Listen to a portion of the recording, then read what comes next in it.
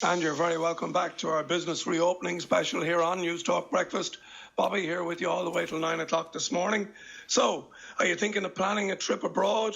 From PCR tests to masks and social distancing, the airport experience certainly won't be familiar to most. And what do you need to think about before you go? And indeed, if you have any questions on this, 53106, it'll only cost you 30 cents. But I'm delighted to be joined by Eoghan Corry. He's the editor of Air and Travel magazine. Good morning to you, Eoghan. Good morning, Bobby. Now, listen, your world is ever-shifting sands. But at the moment, as we speak this morning, Eoghan, where can you go? At the moment, you can go nowhere without if it's non-essential from Ireland. That situation is not going to change until the middle of July. What is interesting is what's happening on the other side. The countries that wouldn't have accepted us for non-essential travel, the number of those is increasing. And the big addition to that is Spain.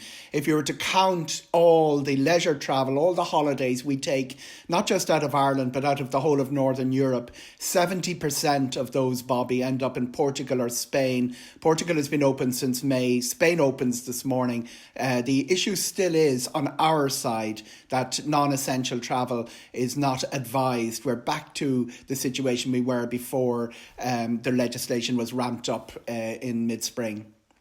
But we have, and again, anecdotally, we certainly have evidence that lots of people are travelling to Spain, Irish people.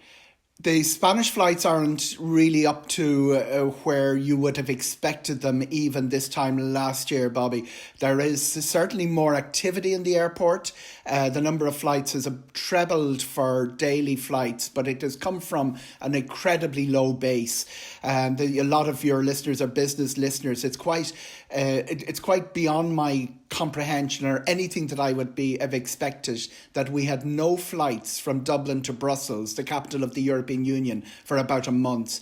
So when we're talking about an increase in flights, we're coming off a situation where we were very seriously disconnected, and it was discommoding not the leisure traveller but the business and the government agencies that would use those flights. What we will probably see, what we see on the schedules, Bobby, is more interesting. We have a very full schedule for August. We've not just got the routes, the choices of the routes, but we have the frequencies. The trunk routes out of Dublin, listeners will probably know, would be Malaga and Faro, and they have very big frequencies for the August. Now, the forward bookings on them are quite strong in August, less so in July, So if we look from the 19th of July when we're allowed travel, so what do you need? What do you need to have in place before you go? Do you need to be tested?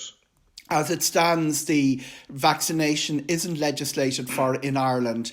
The European Union has a well-publicised digital green certificate, but at the moment, the only clear-cut case where you can travel to a lot of countries is that if you have had your full course of vaccination.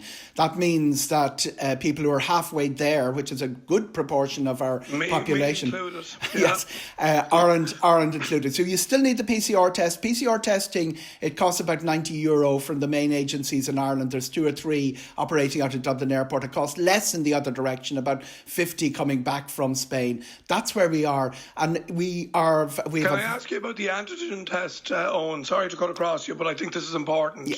Is antigen testing acceptable? Not acceptable by Ireland. We don't recognise it at all. In fact, some of our medics have deprecated antigen testing. Germany accepts them and quite a few other countries. There are about 7 or 8 countries that have moved early to introduce the EU digital cert.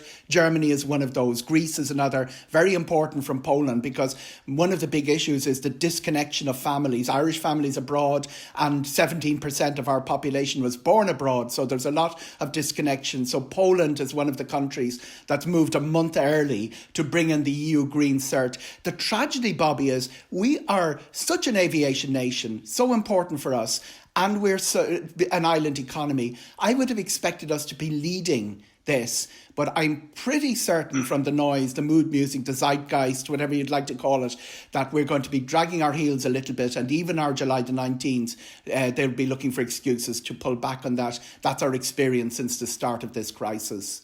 Yeah, and as an island nation, and again, as you talk about, even if you look at the business angle of aircraft leasing and all that stuff that we're involved in, all that employment in the airport, the airlines, it really beggars belief in some. But, we do have to operate safely, but we shouldn't be out of step with so many other nations, Eoghan. Well, we can obsess a little bit on how out of step we were because, the whole of Europe became very nationalistic. As soon as COVID arrived initially, we threw Italy under the bus. There's no other word for it. And then we saw a document on the green traffic light system go in from the Commission, devised by the Commission, go into the Member States Council in October, and a completely different one come out. So what the European Commission have been pushing very strongly, and they've moved, nothing moves fast in Europe, but it's quite astonishing how quickly the digital green certificate has come in. They also want the members to stop going their own way, because these sort of little suspicions, you have Serbia blaming Montenegro, in Poland and Lithuania and the Baltic states. Everybody sort of looks over the shoulder and says, oh, the neighbours aren't as good as this as us. And Europe wants to sort of bring a little bit of all that together. As you say, nobody is doing this recklessly. There seems to be this attitude that everyone who travels is infected. And what the aviation industry has worked really hard. Safety is what they do. The number of crashes, annually would have come down from 20 in our childhood to about 1. So they really work on safety, and they're not going to endanger cabin crew, airport staff, anybody like that. They're working hard to get on the right side of travelling safely in this pandemic. And that's where I just expressed that we would have thought that Ireland would have been jollying things along instead of looking for excuses to disconnect. We are the most disconnected in Europe. There are 40 countries in the European air traffic control system, overseen by an Irishman, by the way, Seamus Brennan's brother, Eamon Brennan, and they put a chart out every week comparing flights to 2019. Ireland is 40 in the list of 40. We've disconnected nearly 90%, whereas the rest of Europe is disconnected 65%. Eoghan, we'll have to leave it there, and I'm sorry to end on a negative note, but thanks for joining us, Eoghan Corry. The sun is shining, always a pleasure. Air and Travel Magazine. Now,